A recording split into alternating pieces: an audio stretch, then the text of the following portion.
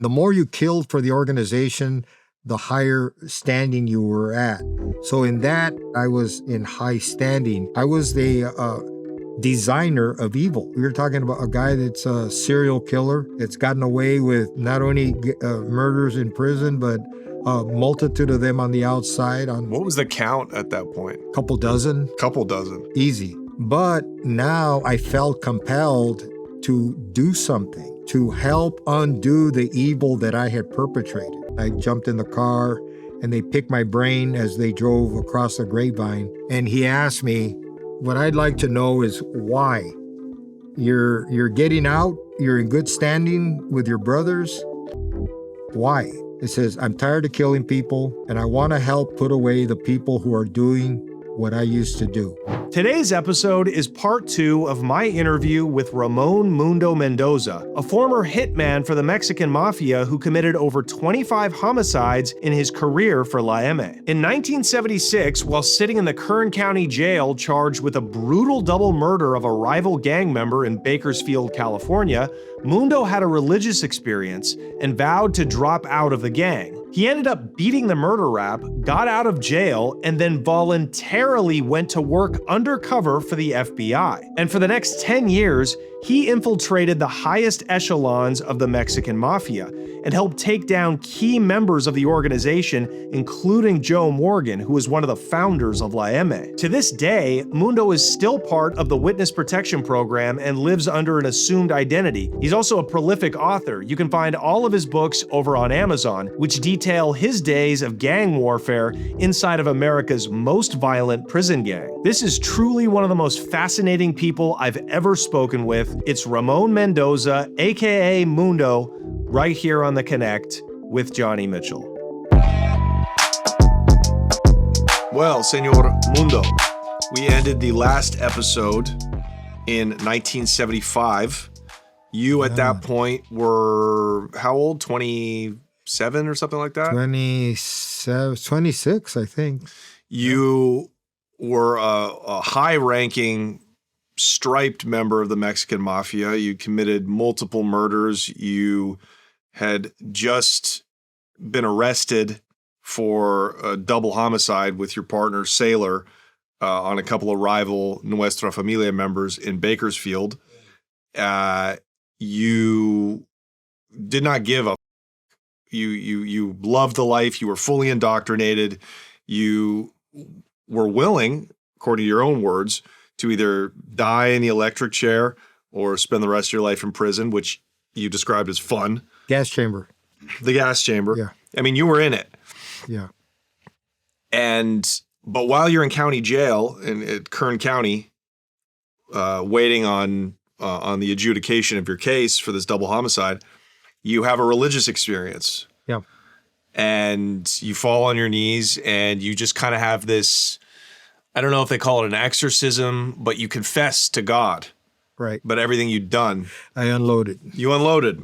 Yep. And that was a good feeling. Clearly, it was cleansing. Cathartic. That's right. That's the way I described it. I couldn't recognize or pinpoint the spiritual part of it because I didn't know what it was like to be spiritual. I just knew what it was like to be carnal and to do the things I did. And just for a little clarification, I was loyalty and standing within the Mexican Mafia is determined by a lot of things. And the more you killed for the organization, the higher standing you were at. So in that, you can say that I was in high standing. But I can tell you there were about 15 guys that were of higher, that had more juice than I. These are older guys, OGs. So, but my stature came in because of my performance. And they appreciated and they honored me because of that at that time. And like I said, there's guys alive today that probably won't admit it, but they know because I led them in a lot of things, and homicides and other things that took place. So I'm in you're right. I'm in that frame of mind where this is something new to me. So many things are happening. I came face to face with myself, my life, where am I headed in life, and what am I going to do when I get convicted? I was thinking before the cases were dismissed. Right. When I get convicted and go back to prison, it's going to be a family reunion. How do I tell my brothers in the Mexican Mafia that I am a born-again Christian? Because this took courage that I didn't have.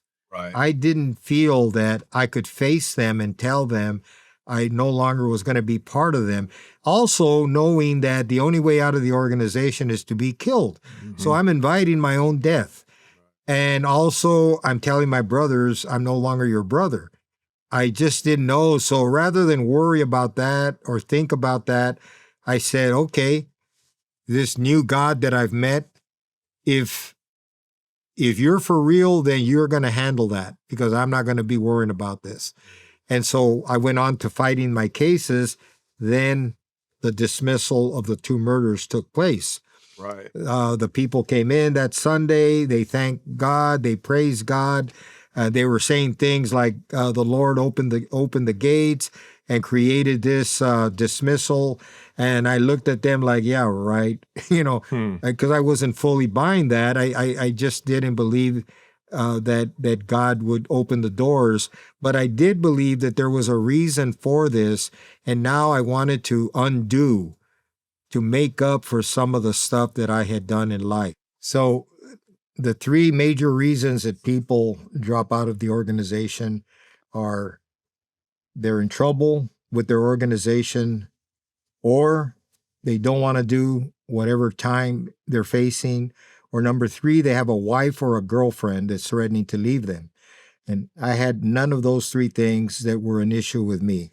I had cut my fiance loose. I did have a fiance at the time. I had no problem doing time. I could do it standing on my head. And I was in high standing, I was the poster boy at that time for the Mexican Mafia, based on my performance and everything. So I was ready to get out there and do all these things. But now that I had this experience with remorse and accepting, receiving forgiveness, I want to change the way I proceed in life. And yes, I could have walked away. Yes, I could have left everything alone and just rode off into the sunset, as they say. But now I felt compelled to do something to help undo the evil that I had perpetrated. I was the designer of evil. I wasn't just somebody that did it. I designed it. I put it together. In case you missed the first episode, you described murdering people and then going to a Dodger game with your buddy. Right. And you guys are laughing about it over hot dogs. Oh, yeah. Like it was more than just I killed a guy in a fight with a machete, which also happened. It was a completely acceptable, normal. You were like Joe Pesci in Goodfellas. Yeah, like talking about the weather. Yeah. Yeah, no, totally. It was an addiction. And it's hard sometimes to explain a mindset to people who don't know.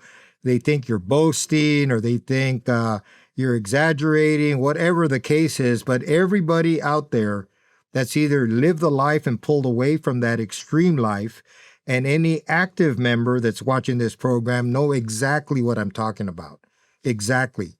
Because your evil that you're living right now, you have no compunction, no problem carrying out the work that you have to do, which is killing people.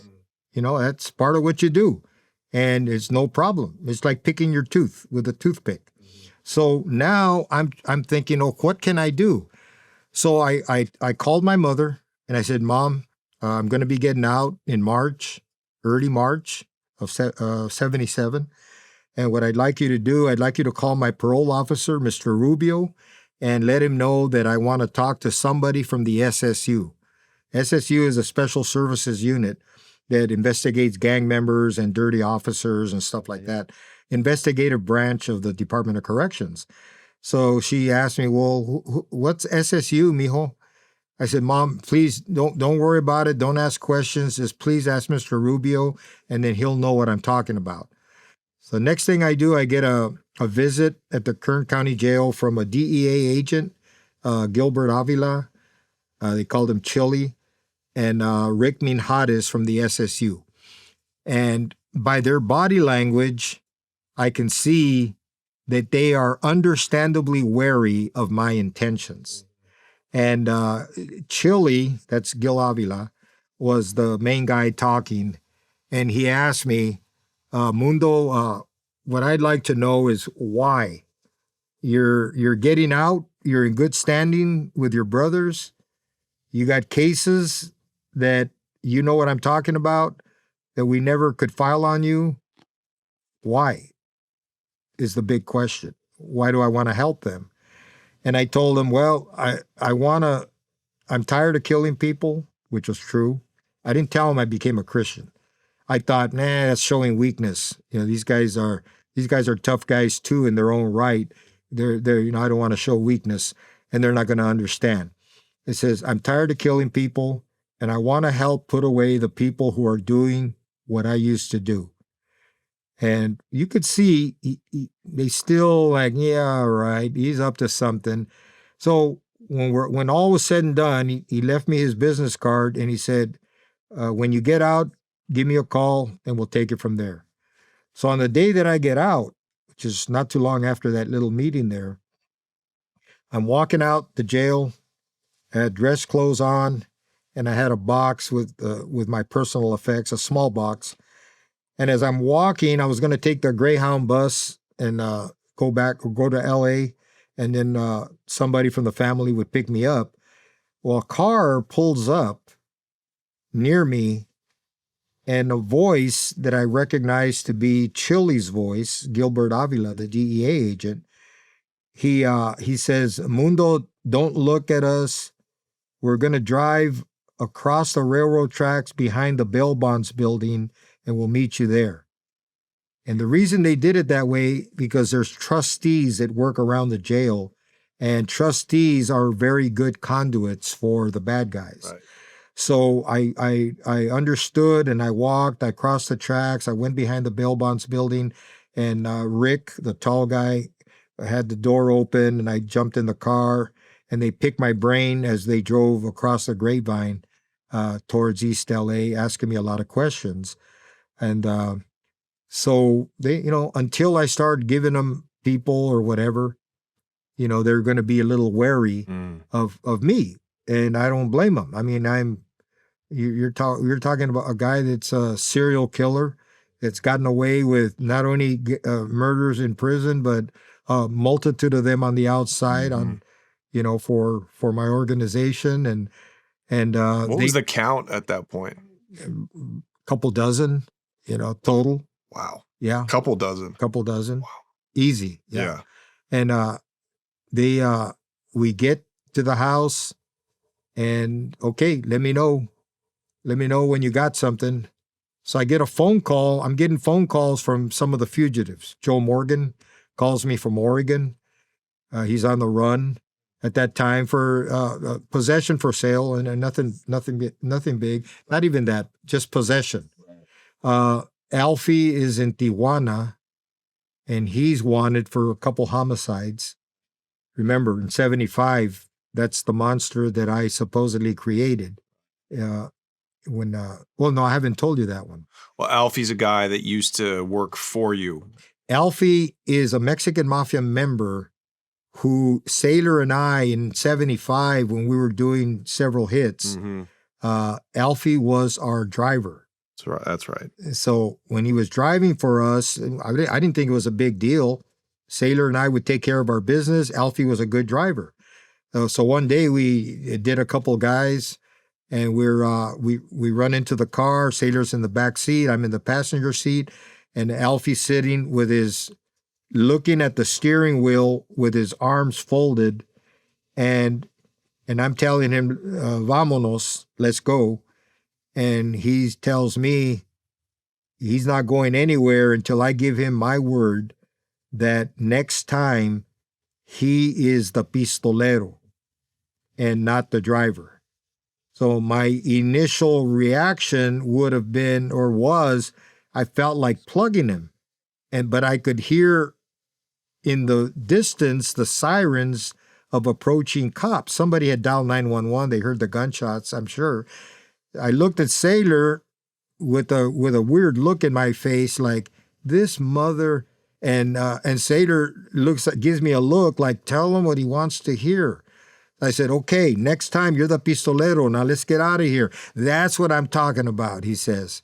And he's happy. He engages the car and we get out of there.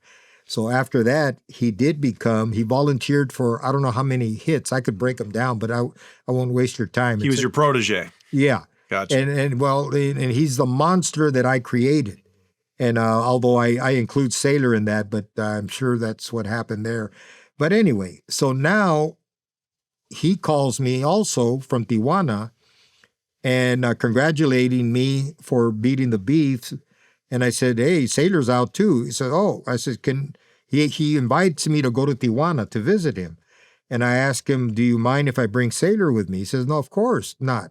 So, we're both invited. Now, let me stop you there. Does Sailor at this point know about your revelation, your newborn Christianity, and your decision to go undercover? Nobody knows. Okay. Except my family. Gotcha. Okay. And the reason being, the fellows can't know. Okay.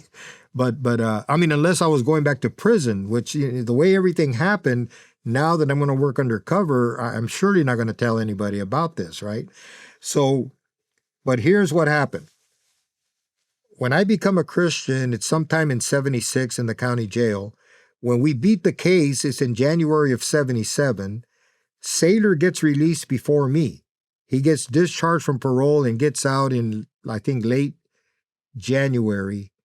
Okay. Then I get out in March. My discharge came up in March, parole discharge. Between that time, he gets arrested in February in a big sweep.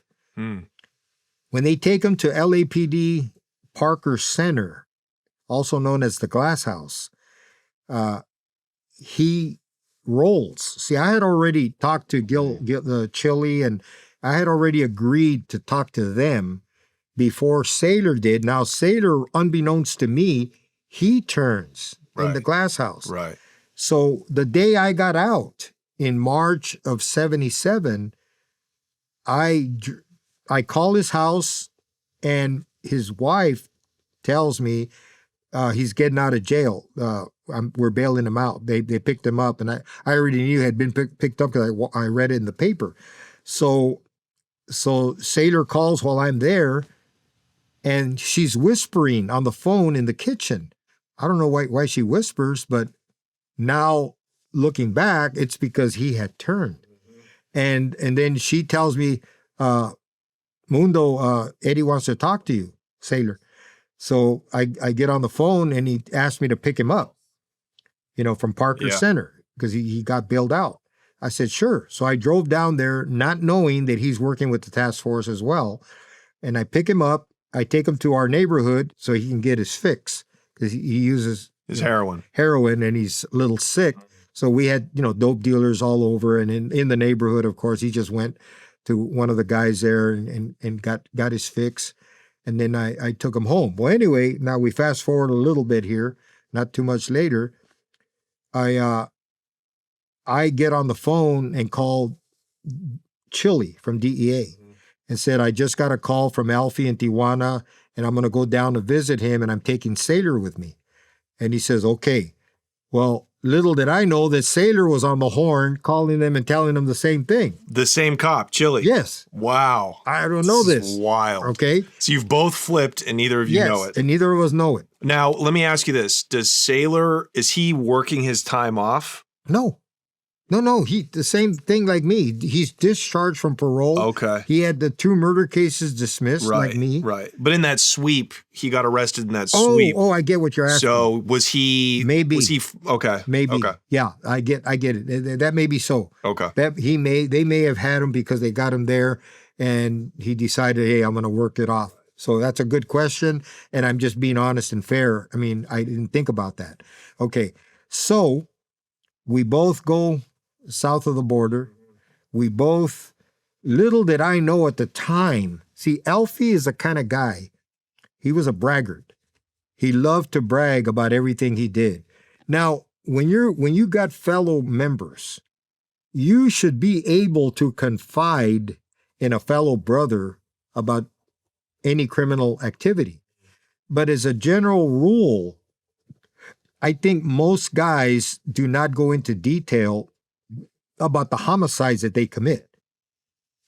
Just a general rule, because you're thinking, what if there's a recorder? What if there's a bug or whatever? Mm-hmm. So you just don't talk about it, right? It's there's no need to know. It's over. Right? It's over. Okay, but Alfie loved to brag. He loved to boast. He loved, the limelight, the spotlight, the attention. And so when we went down to his house, and we're drinking a few brewskis, I did not have to ask him about any of the homicides that he participated in. I did not know that if I had asked him without advising him of his rights, you get it? Because I was a so-called agent working with a task force, that anything he told me would have been inadmissible. You see? And but he volunteered. He, in the alcohol and talking about stuff, he started talking about cuate and giving details and the whole thing and laughing, this and that. And so he pretty much laid out all these different homicides. Okay, that's for a later thing. In the meantime, the task force, all they wanted was his body. They wanted him. So when we come back, Sailor and I, across the border, we only stayed like most of the day, that one day, and just we're driving back now. When we hit the border, the border guy walks up and asks for citizenship, and he's smiling, real friendly. All of a sudden, his whole demeanor changes. Like a buzzer went off, like some kind of alarm, and he changed his whole thing, and he says, okay, can you slowly drive your car to the right? And these gentlemen, a bunch of guys in suits came out. These gentlemen will escort you to secondary, whatever they call it, where they check. Yeah, the secondary search. Yeah. And this and that. Okay. So, so I figured, it's probably the task force, right? And so we pulled off to the side. The suits escort us into a foyer, reception center. We're sitting there. Then they call Sailor first. He disappears somewhere, comes right back in about 5 minutes, sits down next to me. I said, so what happened? He says, they want to know where Alfie's at. And what'd you tell him? I told him to get f***ed. I said, cool. So then they call me. When I go back and I go into the room, there's Chili and some of the task force guys. He says, okay, real fast. We don't want Sailor to get suspicious of you.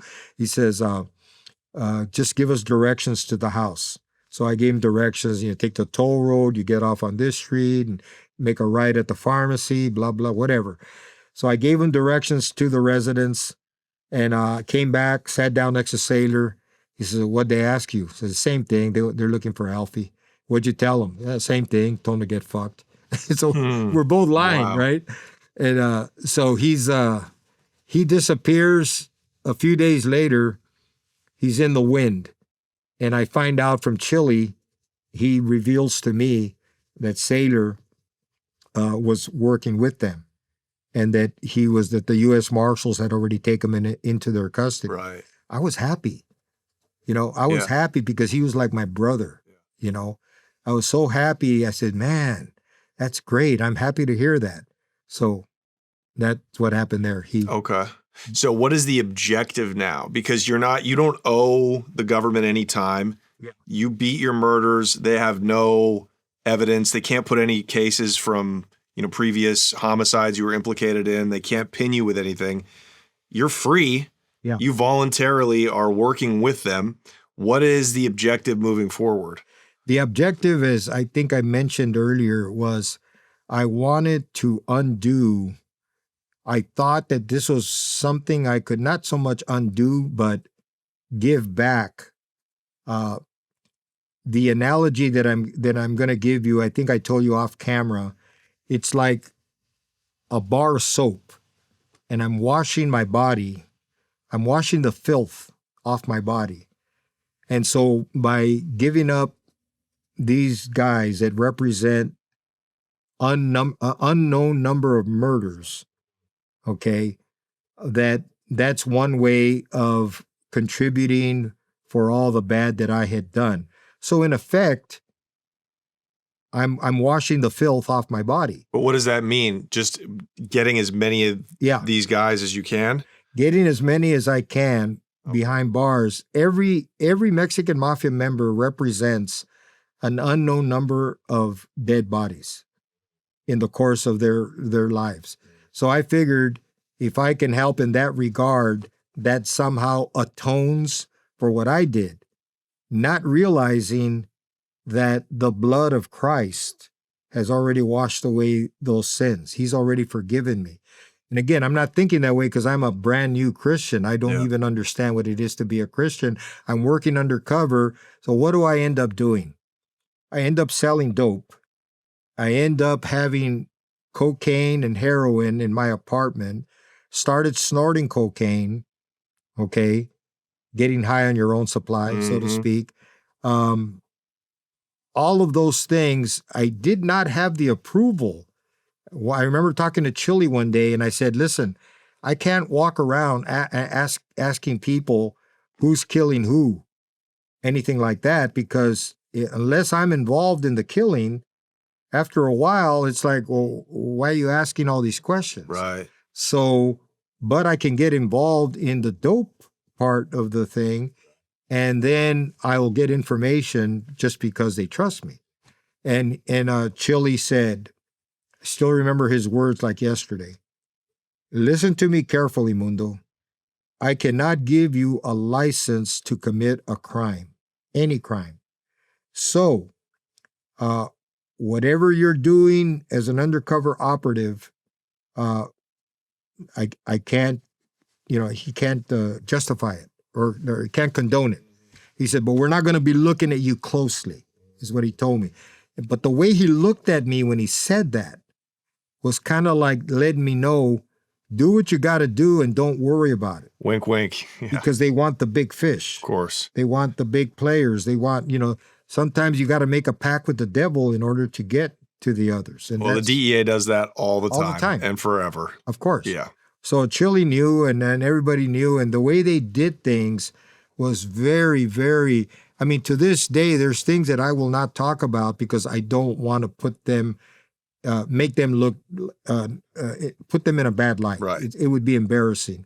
But there were unorthodox ways of capturing fugitives, especially guys that were in the other country, in Mexico, that would have gotten off the hook. Right. But if they had done things legally by the book. Right. Of course. So, okay, this is crazy. So you get into the dope game. You already kind of are in it, right? Moving heroin. Before you caught the two murder cases for the double homicide, you had been opening up and establishing heroin markets throughout the barrios through force. Basically, working with the Tijuana cartel, you and your gunmen would go to local dope dealers, just like they do in Mexico, and say, you're going to sell this for us, and if not, you would kill them. Right. So now, what does that look like? Now that you're undercover, explain your dope dealing operations, who you were purchasing from, and how you were integrating members of the Mexican Mafia and identifying them for the government.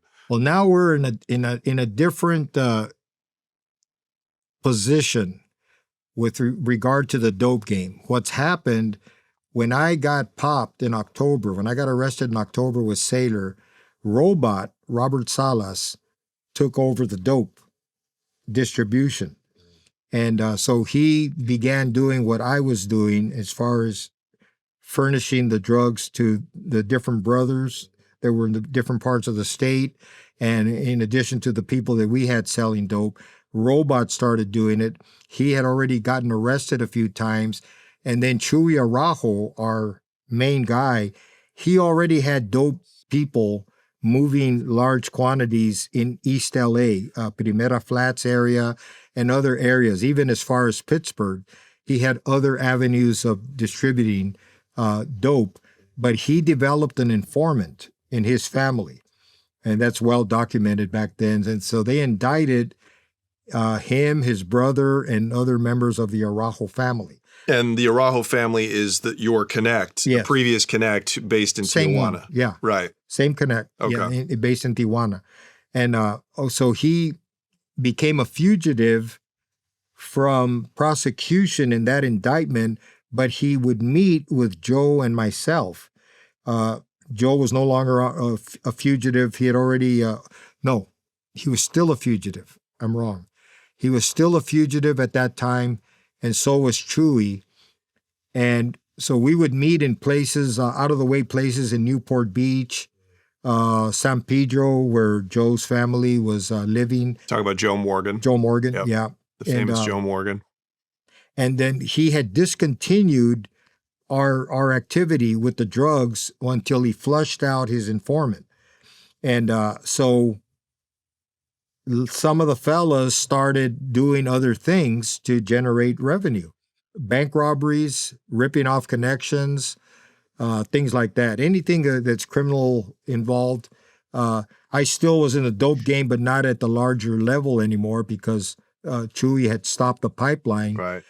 Temporarily, and we talked about it, and we were fine with it. In fact, he wanted to pay us for killing some people that had killed one of his dealers in L.A., and he gave us the names, and I offered to go ahead and give the names to our guys that were doing the killings, and Joe, in exchange for payment, and Joe said no.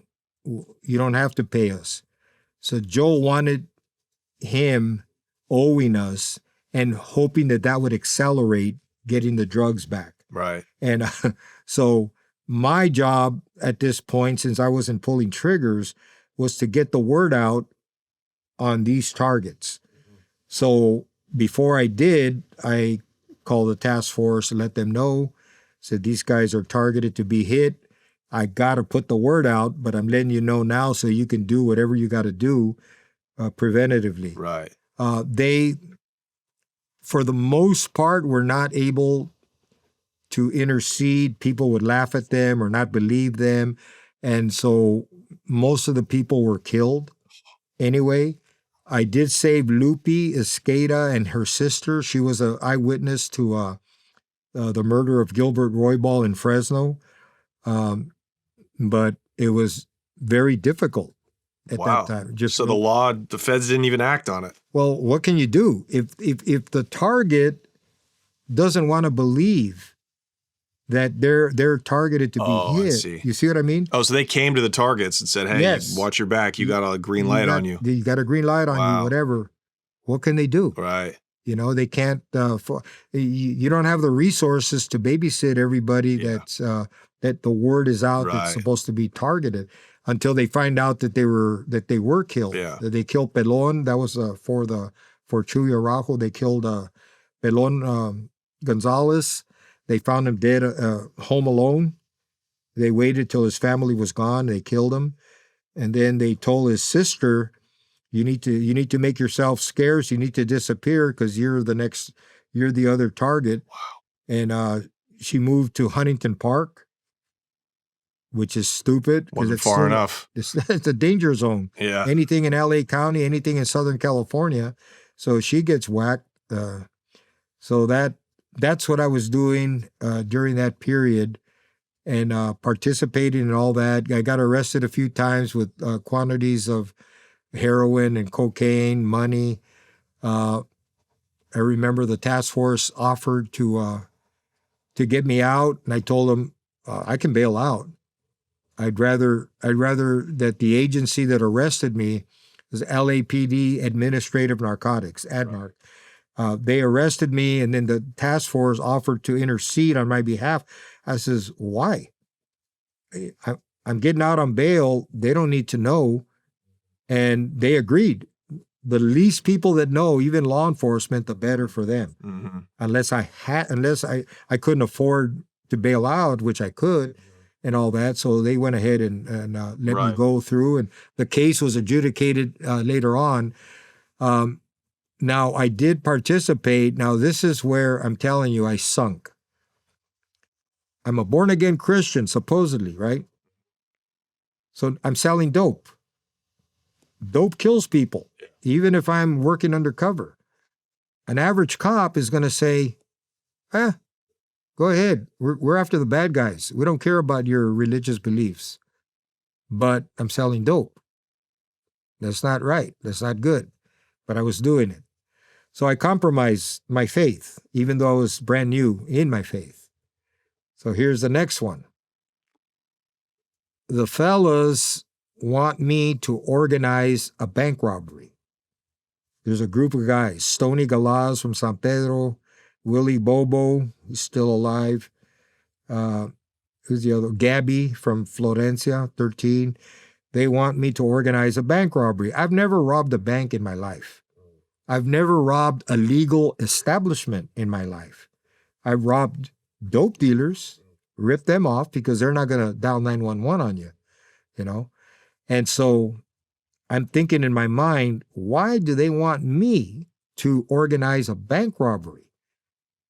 Because I organized everything else. I organized hits in prison and out of prison. So they assumed that I knew how to do this. Well, I remember Champ, when he robbed his bank with an AB guy with a puppet, McKinney, Thousand Oaks, $39,000 bank robbery. I remember them telling me how they did it. They took over the bank instead of hitting the tellers. So I winged it and pretended like I knew what I was talking about. And I told them to take over the bank, blah, blah. Everything that Champ told me that they did, I kind of told them the same thing. So they went ahead and I mean, I talked with them and I told them, I cannot participate in this because I'm too hot. And plus, I'm doing other things. So, okay, they were good. So I tell the task force, these guys, they're going to do this. So they were going to surveil everybody, all the players. Well, there was Richie from Paramount. So I told him, my advice to you is don't surveil them all. Because if you do, you increase the chances of getting made. The staging area is going to be Stoney's residence in San Pedro. Surveil his house and you'll see it develop from that residence. So they did, sure enough, on the day in question, on the day of that they were going to go, they knew because they could see, they all had their game face on. The surveillance crew could see these guys are serious. They're up to something. Something's going to happen. So they were a shadow. They got a hold of LAPD robbery homicide, RHD unit, and let them know that these guys are on their way to a bank. They had a helicopter following them. They walked into the bank in Hawthorne. I can't remember if it was which bank, First National, Bank of America. I don't remember, but it was in the city of Hawthorne. And when they walk out of the bank, they engaged the robbery homicide guys and the officers that were surrounded the place. And they actually ran into a beauty salon and then engaged them in a shootout. They killed Richie and they almost killed Sapo. They wounded Sapo. He was a Sureño. Stoney and Gabby came out with their hands up and they surrendered. And it's so now they're in custody. I get arrested by JT and the administrative narcotics guys. I'm in the Mexican Mafia tank in the LA County Jail, and a couple of the fellows come up. We only could exercise one at a time. A couple of the guys came to my cell one at a time, and each one of them told me, independent of each other, that Gabby was suggesting that I might be dirty because I knew about the bank robbery and I opted not to participate. Okay. So if they're telling me this, they're not rocking me to sleep. They're telling me they don't believe Gabby. Right. For them to be telling me this. And I asked Mo, I said, so why are you telling me this? He says, because we know he's full of shit And we know that he's trying to cover for himself. I go, what do you mean? He told everybody before they hit the bank that if the cops come, you shoot it out with them. We hold court. That's the expression they use. And Richie remembered that, and he held court, and so did Sapo. But Gabby threw his arms up. So he's got egg on his face for not It's a violation. For not doing what he said to do, which I think was stupid anyway. Why would you hold court? If they got you, they got you, right? But those were Gabby's words, and he didn't follow through himself. So now he's got egg on his face, so he's trying to use me to clean up his ass. So I'm thinking, oh shit. But at least I know the word is out, so I'm thinking I got to be careful. So when I bail out, I go. Joe calls me, asks me to come to his house. I go down there. I got double weapons, thinking, is this a setup? Is this the end of Rico? No, that's a movie, right? And I'm thinking about it. I remember I parked under a light in the house where he's at. And then I'm thinking, no, stop getting paranoid. If they're gonna whack you, they're not gonna whack you right in front of his house. Right. So I go in, we're talking. He gives me a photo, and I get a contract. Our bail bondswoman, Helen Mrazek, she's going through a divorce with her husband. Her husband Bob is a dope dealer, selling heroin. And he owns an upholstery shop. She does not want the 50-50 that comes from a divorce. She wants it all. So she gives Joe a contract, $10,000 cash, a kilo of heroin, the small aircraft, and exoneration of a lot of bails of some of the fellas in exchange for killing him. Holy shit. He gives me a picture of him, gives me a business card, a B&M carpets, and my job is to do what? Take him out. Go to the task force. Oh, right. I'm an undercover guy. Yeah, right? I didn't know which side, but your job, according to Joe, is to take him out.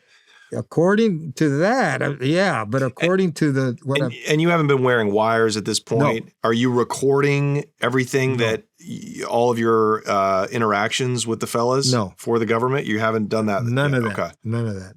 And in fact, I refused to wear a wire. I was having too much fun. Yeah, it doesn't sound like you're doing a lot of work yet. Yeah. So anyways. You're slipping away now from the revelation that you had. I did everything but pull the trigger. Right. In Bob Mrazek murder. I did everything, but I coordinated it to the minute detail. I got a game youngster, Artie Guzman. He's still doing time since then. That was November of 1977. My brother drove the getaway car. I mean, the hit car, and Artie was the trigger man. And like I said, I instructed him, gave him the 45 that Joe gave me. He walked in, identified the guy, put the 45 to his head, blew him away. When he walked out, I told him, you remember the scene in The Godfather where Michael shoots the police chief? Yeah. And they told him to, when he walks out, to leave the gun. Yeah. Well, I didn't tell him to leave the gun, but I told him to walk out nonchalantly with his hand down and the gun down, kind of like reminiscent of the Michael scene. And I told my brother, okay, you guys, there's people from the offices looking. Don't pay attention to them. Just get nonchalant. When you get in the car, take your time. When you drive off, take your time. Don't drive fast. And then come over to me. When you get off the car and come to me, the whole thing, they get in, they get their clothes off, their tops, put them in the glove compartment. I drive off. The 405 was a couple blocks away. This happened in Signal Hill, and which is next to Long Beach. And then once I'm on the freeway, we're done. We're gone. So you set this whole hit up. Yeah. And then you told the DEA and the task force? That was later. Okay. Later. Okay. So at that point, I've already went totally against everything that I should be doing, not only spiritually, but even legally. I mean, the whole thing. I've double crossed the task force. Yeah. I betrayed them. I've done everything. All this I justified because he was a dope dealer and because they were suspicious of me. So I was saving my butt. Right. But, and justifying it thusly, right? So that happened. They asked me, the task force, they asked me about it. I told them I didn't know nothing, that I would find out this and that.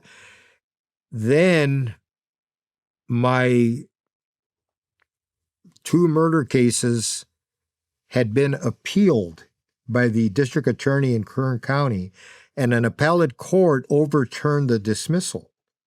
So that's legal? Yeah. That's constitutional? Mm-hmm. Oh, because you guys didn't go to... We didn't go to trial. We were not acquitted. Right. The case was dismissed on a legal technicality with prejudice, not without. I mean, whichever one allows you to refile the charge. Okay, so that's not double jeopardy? No, that wasn't double jeopardy. Wild. I didn't know without that prejudice, possible. I think it is. Okay. So now, in fact, a judge, Lenore Schreiber, the same judge that she's dirty, same judge that told me over the phone that Lupe Esqueda should disappear. That's one of the witnesses to a homicide that I was able to save her. They got her in protective custody. That same judge telephoned me to tell me that the appellate court was going to overturn the case, the 2 murder counts. The dismissal. Right. And she was just letting me know. And I'm thinking to my mind, how the hell does she know? She must have had some connection with the appellate system. So I called the task force and told them. So hold on, that judge was warning you? Yeah. Oh my God, how dirty is this society? So she was connected to the fellas? Yes. The Mexican Mafia? Oh, yeah. Wow, Yeah. that's incredible. She was, Lenore. Yeah. So I called up Chili and I let him know what's going on, that I got this warning from her. And he says, well, what are you going to do? I mean, there's nothing we can do. If they haven't rendered down, if they haven't given the reversal yet, it's not like we can arrest you or anything like that. And I said, well, the reason I'm calling you is because in case she is accurate, and I believe she is, but I really don't know.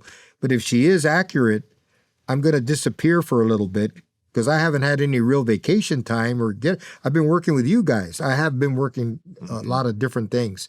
And I said, I'm going to disappear and I'll call you whenever I resurface. They said, okay, but try to keep in touch. So I led them to believe that I had left the country, but I really didn't. And then on the day that they arrested me, I was arrested in Monterey Park and Atlantic Square and taken into custody. So now... For the homicides? For the 2 homicides. Okay. And Saylor, who was on the WITSEC, he had been on the Federal Witness Protection, living out of state somewhere.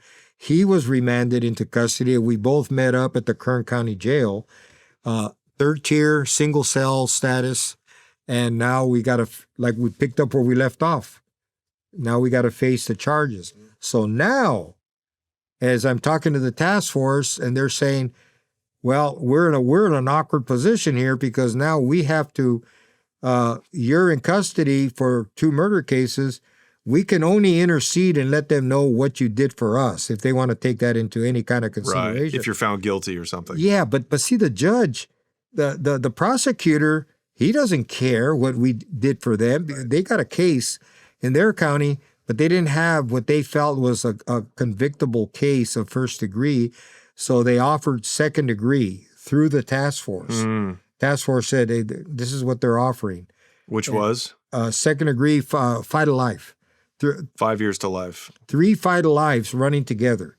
Okay. Fight of life for each murder and fight of life for the gun, the usage of a gun. See.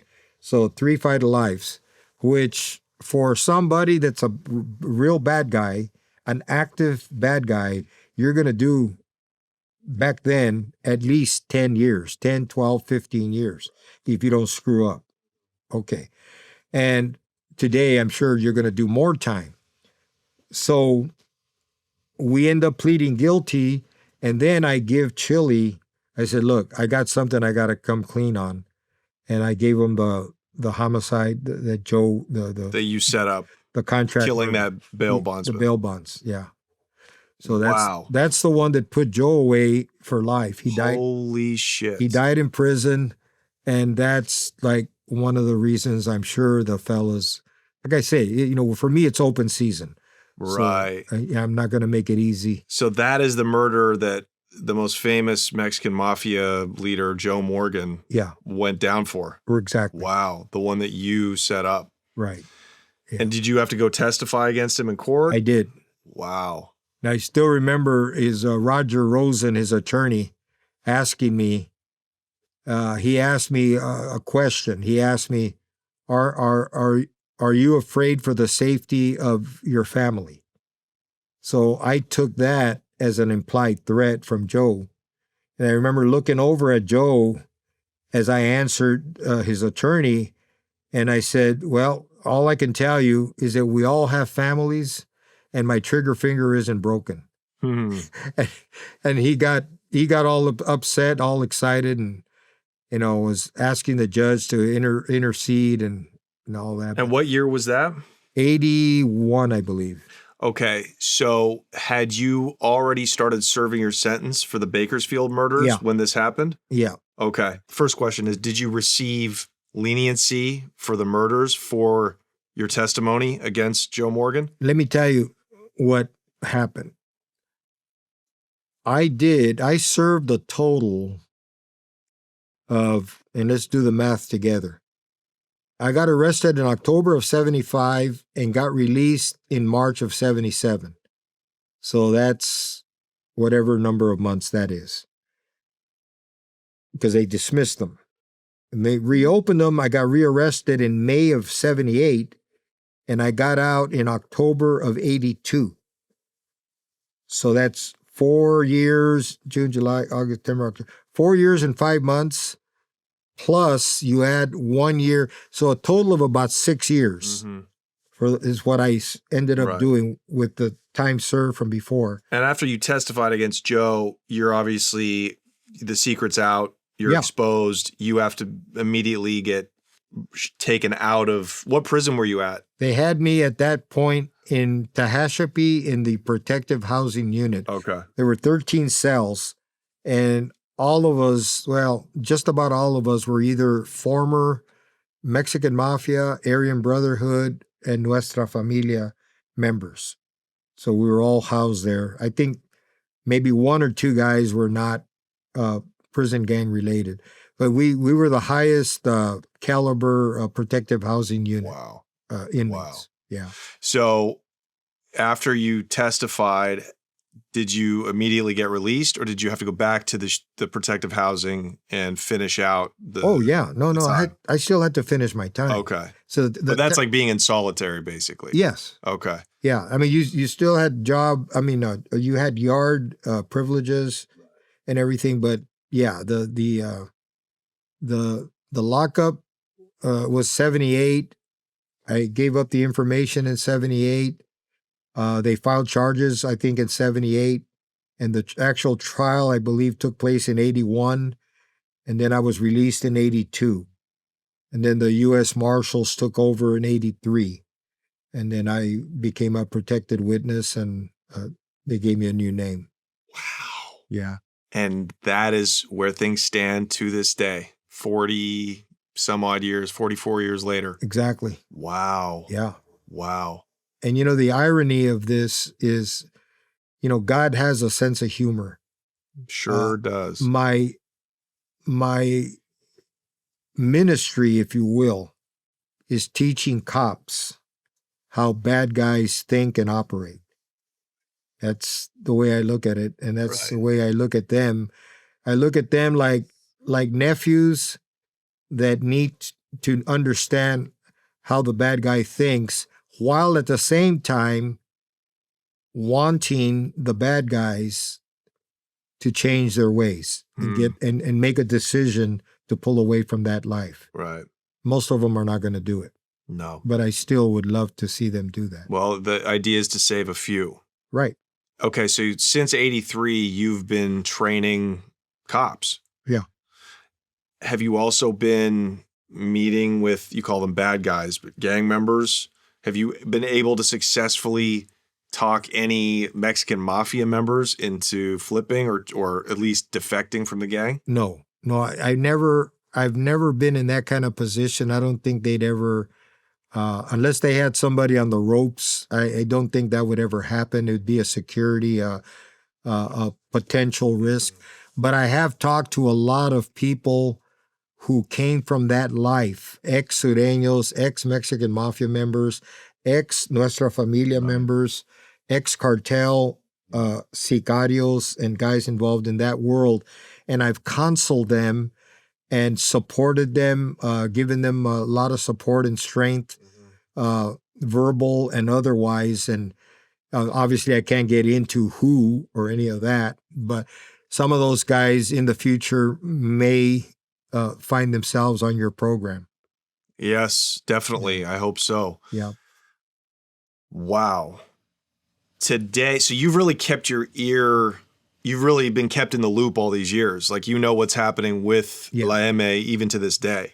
Pretty much. And a lot of that, remember, there's a lot of people, including myself, that we specialize in speaking about our former organizations. But think about this. None of us, the day that we stopped being an active member is the day we stopped having firsthand information. I don't care how many transcripts I read. I don't care how many wiretaps I hear or whatever. It's cool. It's intelligence. Yeah. And everything. But firsthand knowledge, the stuff that you can only get from their mouths, Of course. it's done. But because we are who we are qualified to speak Absolutely. on this because, we're actual former members. Nobody would dispute that. No Yeah. reasonable person would dispute that. Yeah. I asked that because I would like to know today, how strong is the Mexican Mafia, both in the state of California and on the federal level? And my answer to you is, without endangering ongoing investigations, which I am very familiar with, very intimately familiar with, is that they are in, Sureños, for example, are in almost every state in the union. Now, with direct ties to Mexican Mafia members, you're talking about at least a dozen states where there are direct ties and investigations that are ongoing. You have prosecutions that are very imminent. You have older Mexican Mafia members with direct ties, the federal and state guys with direct ties to out of state. And this is not even talking about California. Right. This is within the Mexican gang community. And the way it works, first of all, when you do an indictment, and I welcome anybody that's even watching this program, just Google Mexican Mafia, RICO, gang indictment. And you type in different cities, type in San Diego, type in Los Angeles, and I'm talking about in California, and you're going to get so many hits. I'm saying dozens and dozens and dozens. And the average indictment, if you were to get all the Sureños and then divide them by the number of indictments, you're probably looking at about between 75 and 100. So most of them end up either pleading guilty, getting convicted, or turning.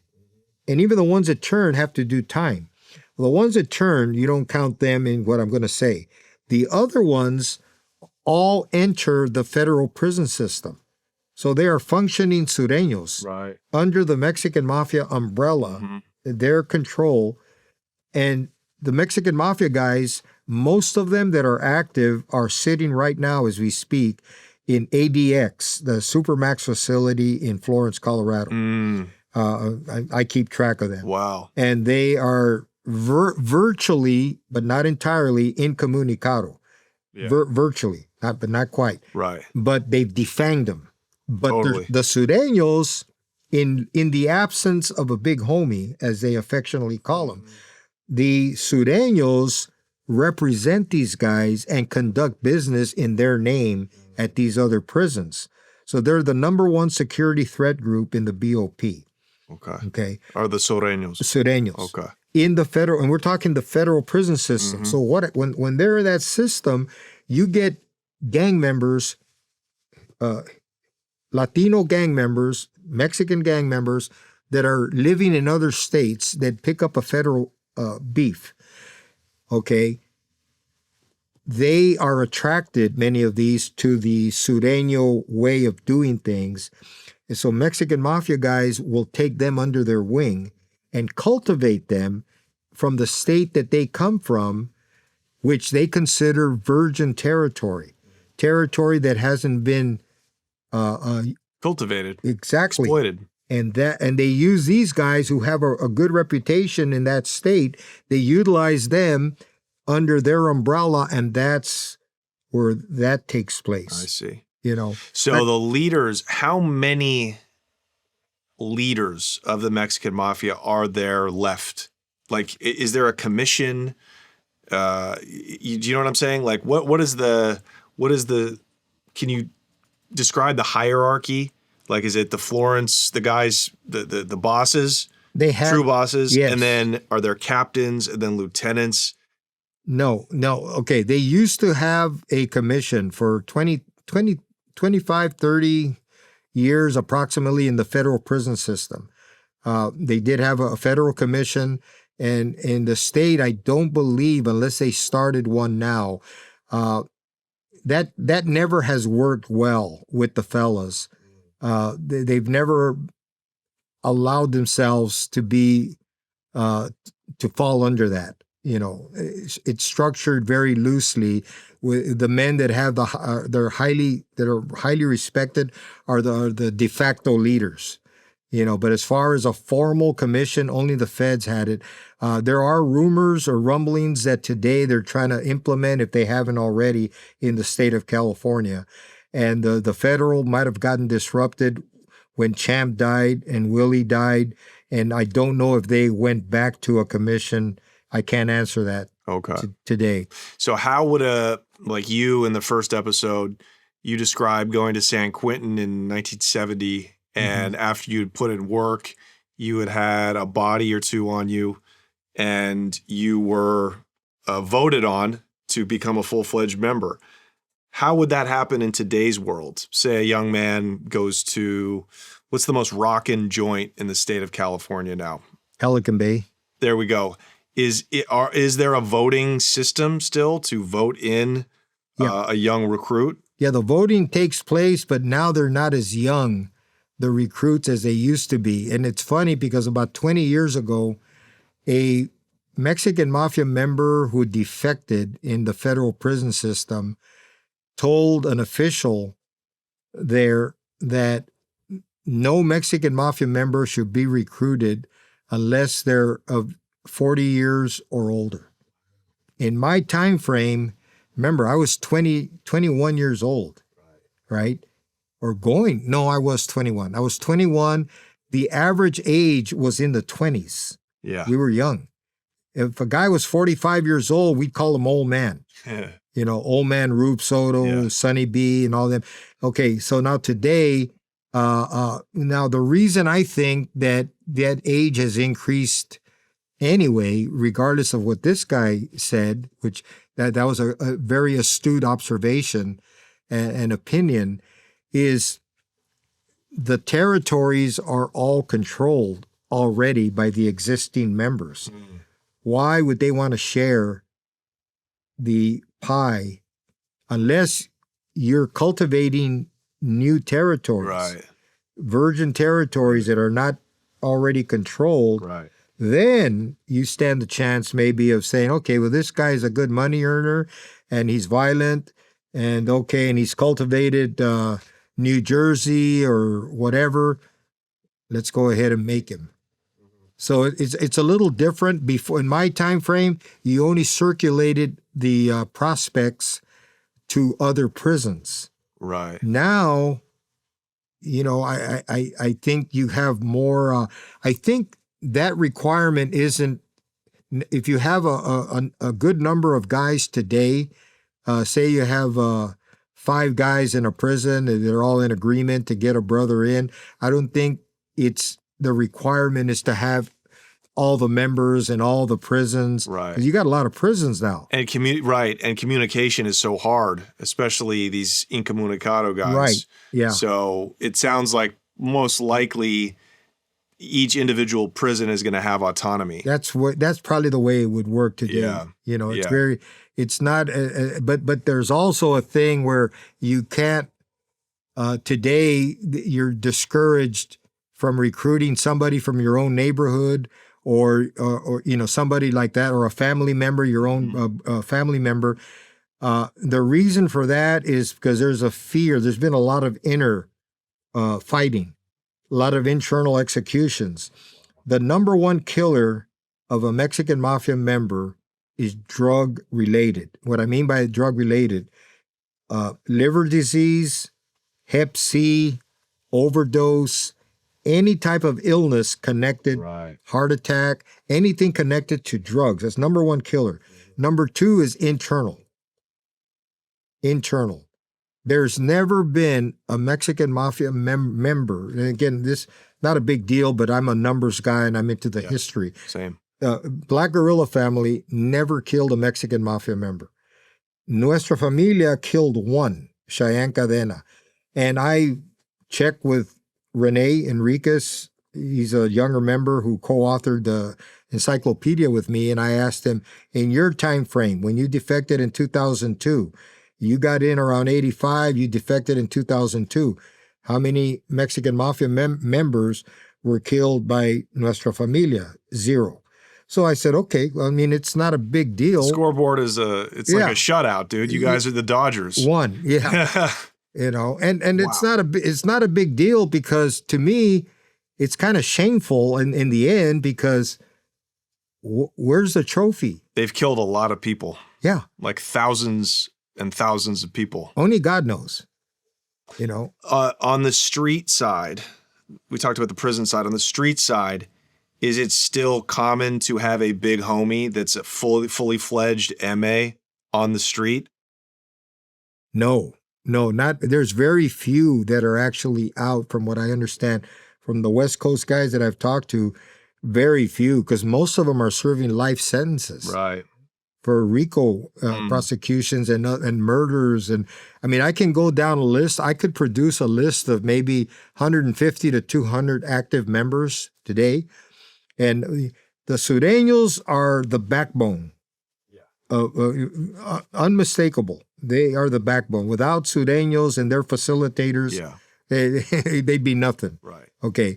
But because, again, most of them are imprisoned. So you think about all these guys. If I got a list of them, I would venture to say that 95% of them are doing extended sentence, probably the rest of their lives. Yeah. Probably would be upon release, like Rube Soto recently, in a wheelchair. Probably wouldn't be able to function very well. So most likely the members serving huge time, when they're facilitating drug trafficking activity on the street, it's going to be with a shot caller from a local Sureño gang, whether that's Florencia 13, 18th Street, et cetera. Et cetera. And most of the murders, I never want to not give credit to law enforcement for doing a good job. But a lot of the murders, or lack of murders, when you hear LA law enforcement discussing how murders are down. Okay, gang-related murders, right? Yes, gang-related murders are down, but there's also a component of control where the prison gangs were in Southern Cal for sure. They're involved in the drug operations, which takes precedence. And there are many intercepted calls that I have overheard, many active investigators that I've talked to that say the emphasis is on money. you know, and that comes back to what I've said: status, fear, and money. That's the DNA of a gang member. Okay, now the money is really there. Yeah. You're making a lot of money, so what if you're incarcerated? You got family on the streets. You don't need that money in prison, right? But you got other things you can do with it. Right. So you got the status. It's always going to be there with the gang guys, and with Mexican gang members, you can tell just by their tattoos, right? You're putting a black hand tattoo on your forehead, on your neck. You're a walking billboard. You're proud of who you are, and you're telling everybody, I don't give a shit. That lore, that branding, which is really what it is, La M, Mexican Mafia, they've got the best brand. Yeah. That lore has to exist. It's the same with the cartels. That's the reason they have a figurehead like Mencho or Chapo, even though you're guaranteed to be killed or do life in prison. You need that to keep structure, to keep recruits coming. You just need that. It's like a sports team. Yeah, of course. Now, speaking of cartels, I mean, it sounds like the Sureños are as strong in solidarity with cartels moving their product as they've ever been. Yeah. Yeah. And that's the part of that relationship that's really, I wrote a book, The Unholy Alliance, Mexican Mafia, Sureños, and Cartels. And that's a recent book that talks about that trinity, that unholy trinity. Can you go into a little detail, just tease the book? Because that sounds like a fascinating topic. Yeah, I have in the book, what I did is not only did I talk about quite a bit, I had different guys contribute chapters based on their expertise in the areas. I wrote the book and I had them contribute information that was entered in the chapters. Steve Duncan, he's a member of the Arellano Felix Task Force. He's a guy that I'm going to ask to appear on your show at some point. A lot of good stuff that he brings to the table. He dealt with, on a local level, with a lot of the Logan Heights gang members in San Diego, including these are the guys that worked under Popeye Barron and Bat, and the guys that worked in Tijuana. So you got he contributed some good chapters that discusses Popeye. I have a chapter where I talk about an Eme guy who became an assassin. It's a profile on David Barron. Okay, that's one of the chapters. Another chapter I did was on myself. I decided, well, I got him in Mexico. I did myself in the U.S. Of course, I have to navigate that like a minefield, for obvious reasons. So you're not implicated. Yeah. And then I did one talking about Sureños, how, the breakdown on Sureños, international. I had Nelson Arriaga is a retired officer, detective from Inglewood, and who today is an international speaker. He teaches on MS-13, 18th Street, Florencia, and other gangs that proliferate. So he contributed a couple of chapters there on the international flavor. So it's all interwoven, and that whole mess is connected with Mexican drug trafficking organizations, or MDTOs. Are the Sureños loyal to, obviously, the Arellano Felix organization, but that's almost extinct as a cartel. Now they are. It's Sinaloa competing with the CJNG for control of Tijuana. And no one group will ever have control of that city. It's too fluid. There's too much money. There's too many different moving parts. But does, say we're very close to the turf of the Florencia 13, would a Sureño gang like that be working with different cartels? Like, would they be working with the Jalisco and Sinaloa, or would they just be loyal to the Maíza, the Mayo side of the Sinaloa cartel? The gangs are going to go. They're going to flow in the direction that the Mexican Mafia is flowing. Okay. So to answer your question, I think the question would be, would the Mexican Mafia work with different cartels? Okay. So they're still the ones, Yes. even these guys that are locked up forever, the Yeah. Mexican Mafia guys are the ones on the phone with the bosses in Mexico. The best way to put that is they're the ones with the hand in the cookie jar. That's right. Yeah, because all things in California, for sure, everything flows through the Mexican Mafia. That's how they work it. Still there. Yeah. Oh yeah. So who's the dominant cartel partner with the Mexican Mafia in Southern California? You know, that I'm not aware of. That one I'm not familiar because I just don't know, to be honest. Yeah. I assume it's whoever's got the best price. From what I know, and I know a lot, I think it's multiple cells dealing with mostly Sinaloa, but I think a lot of, look, Mencho's brother-in-law, I believe, was found to be living in Riverside, California under an assumed name. His daughter runs a coffee shop. I think they're dealing with competing cartels. Probably because so. At the end, it's business. You got to connect. This guy maybe doesn't have a line on the fentanyl right now, but this guy from a different cartel does, etc. Yeah.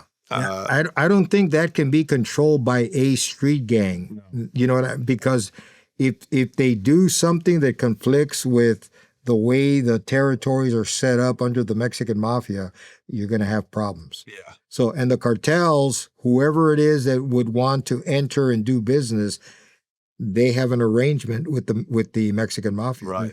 There's something that they're going to both gain out of that. Yeah. So, but it's interesting. Your question is there's probably guys out there that can answer that, investigators that know, you know, who's who in the zoo and can give you that general answer, right? Wow. That is an amazing story. So since 84, in that 43-year time period, how has your life personally changed? Did you get married? Did you have a family?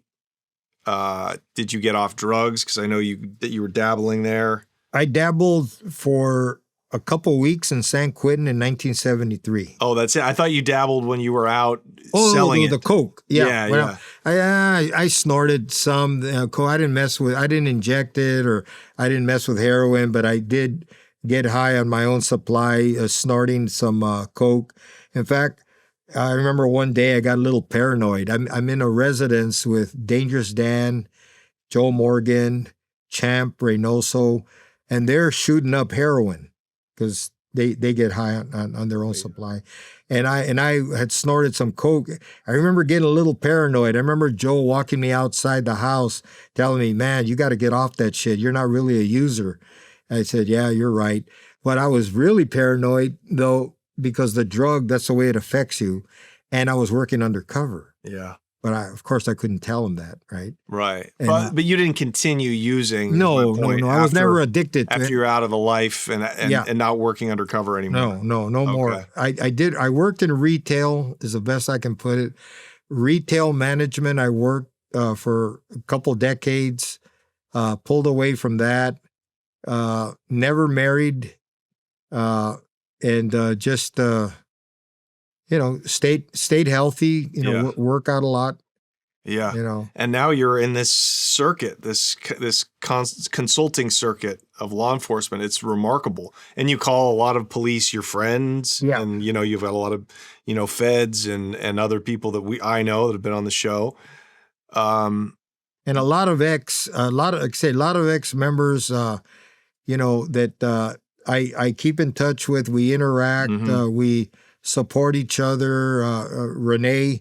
Rene Enriquez, I look at him like a nephew or a little brother. I want to see him succeed, and he is succeeding where they have him. He got out, and he may be a guy you might want to talk to at some point. Definitely. Yeah. Have you think about all the bodies you have from back in the day? Do those ever come back to haunt you? Or do you feel you've been cleansed through Christianity and your new relationship with God? Well, let me sum that up in a little illustration I'm going to give you. My mother died a few years ago. And I remember when she died, and I flew out And I remember the feeling when I saw her, and I felt like somebody was whispering and telling me, now you know how it feels, you piece of shit. And I felt like a piece of shit for about, I don't know, 20 seconds, 30 seconds maybe. And then I dismissed it and I rejected that thought in the name of Jesus, because I feel that he has already forgiven me. And if I receive that forgiveness, which I have, then I'm not going to get tricked into thinking that what I did was so horrible that I'm not forgiven. Right. You know? That's a great kind of inspiring point. Yeah. You can f up a lot. Yeah. I guess you can f up infinitely. Yeah. And only the consequences you suffer from man, but you don't suffer them from God. No. Well, you'd be surprised. There's many people, and they're haters. You know, they're all over. Haters will say things like, "Oh, you're how can you be forgiven? You're going to go to hell." Blah blah blah. Well, I mean, they can say it, and I'm not mad at them because they're looking at life through one prism, and they're looking at it like, again, a good Catholic might look at it. It's a mortal sin. You did this and that. Well, to God, sin is sin. And if he forgives you, he forgives you. So I choose to cling to that hope. And I guess when I die, he'll confirm or not. Yeah, we'll see. Yeah. Vamos a ver. Órale pues. All right. Plug your books, man. Yes, sir. You are a prolific writer. And I love writing. I love being alone. I can do jail time. So if I ever get confined to a bed, if I'm ever, get to where I got a sickness that's incurable, I say, give me a remote, throw me in a room, give me a pretty nurse, and I'm good to go, like doing time, right? So I got the Gang of Gangs, the Mexican Mafia. That's my autobiography. Yeah. Got the Mexican Mafia Encyclopedia, which I co-authored with Rene Enriquez. I've got the Prison Menace, talks about the prison. I've got the Nuestra Familia Encyclopedia, which I co-authored, ironically. I say ironically, I'm a Mexican Mafia, ex-Mexican Mafia member, but I know a lot about the NF, so I was able to collaborate with Brian Perry. Brian Perry is an ex-SSU agent. I wrote The Unholy Alliance, the one I just talked about earlier, that discusses the relationship between Mexican Mafia cartels and Sureños. That's 5. The Boys from Boyle Heights, I co-authored with Tony Moreno, retired LAPD gang cop. We're both from Boyle Heights. And the 7th book is The Shoe War, where I talk about it's actually like a breakdown of the history of the norteños and sureños, north and south. Yeah. So those are my 7 books. So there's something for everybody that's into this subject. I have 2 websites. I have there's Police and Fire Publishing, which is more historical than anything. Convicts and Cops is one that I'm really working on. I'll be conducting a lot of interviews on that. Maybe we can share people that have been on your podcast. I can bring them over and vice versa. We can trade off. And what else? You already mentioned the Mundo movie. Yeah. Let me show this one more time. Yep. And I have a DVD of it. This is so cool. This is like having a cassette tape or something. Yeah, an 8-track. Mundo, from Altar Boy to Hitman, and they could see this digitally streaming. On a streaming channel. Yeah, dude. You go view it for free. Man, what a gift. Yes, sir. Wow, Mundo, what an incredible life, and what a piece of history, a piece of Southern California American underworld history that you were like a linchpin. You were a key figure in. Really honored. Thank you so much for coming up here. And Thank you for having me. And just want to throw out Psalms 139. That's a scripture. You read the whole chapter. It's basically telling you can run, but you can't hide from God. The truth will always be revealed. Yes, That was sir. inspiring. God Thank you. bless. Thank you. God bless you, brother. Thank you, guys. You got it.